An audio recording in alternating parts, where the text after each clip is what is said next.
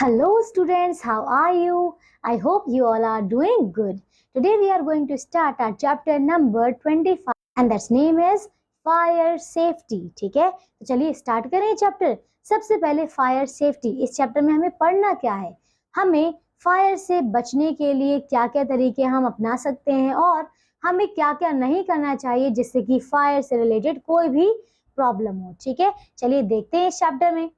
Fire safety is the set of practices intended to reduce the destruction caused by fire। तो इसमें क्या होता है फायर सेफ्टी में, इसमें कुछ ऐसी प्रैक्टिसेस हैं जो हमें फायर के थ्रू जो डिस्ट्रक्शंस होने वाले हैं, जो भी लॉसेस होने वाले हैं, उससे क्या करेंगे, उससे हम बच सकते हैं। ठीक है, and we must know how to avoid fire. तो हमें पता ही होना चाहिए है ना कि हमें फायर से किस तरीके से बचना है ना, चाहे कहीं भी हो।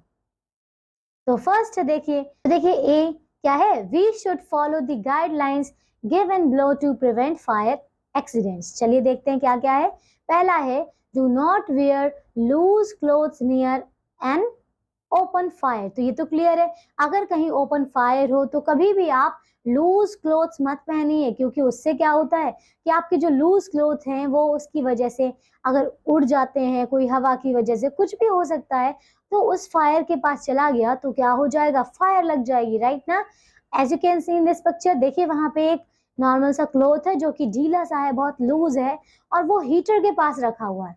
अब अगर वो उसके पास चला गया, कैच कर लिया उसने, तो फायर लग जाएगी, राइट ना।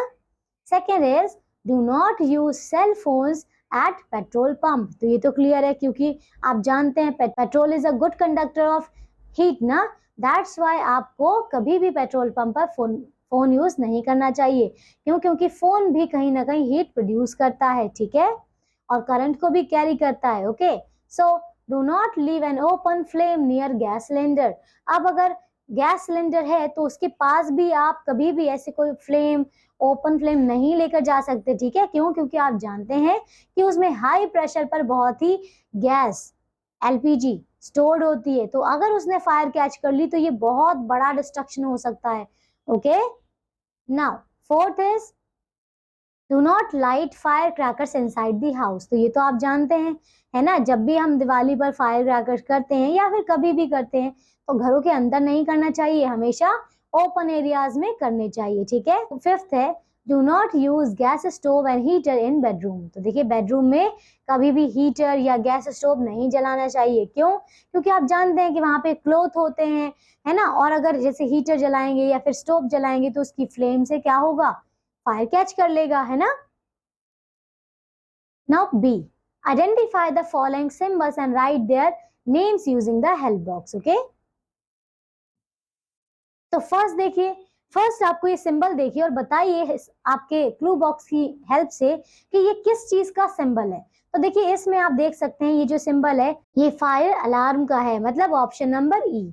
ठीक है, तो आपने देखिए मेट्रो में देखा होगा है ना, मेट्रो में सब लोग जब सफर करते हैं तो उसमें वहां पे मेंशन होता है ऐसा साइन, है ना, तो ये आपका है फायर अलार्म का। सेकंड देखिए, सेकंड कौन सा होगा, ये होगा आपका एफ, ऑप्शन नंबर एफ। क्या है, यूज द स्टेयर्स। ठीक है, इसी तरह सी वाला देखिए, सी कौन सा ऑप्शन है, सी है आपका फायर एग्जिट। कौन सा, ऑप्शन नंबर ए। ठीक है, फायर एग्जिट। और फोर्थ वाला क्या है, डू नॉट स्पीक।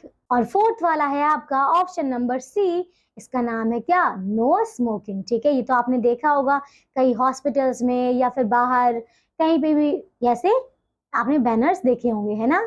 चलिए, तो अब जो बाकी दो पार्ट्स हैं ये आपको खुद करने हैं। ओके, चलिए, तो ये चैप्टर हमारा यहीं फिनिश होता है। आई होप आप सबको ये चैप्टर अच्छे से समझ में आया होगा।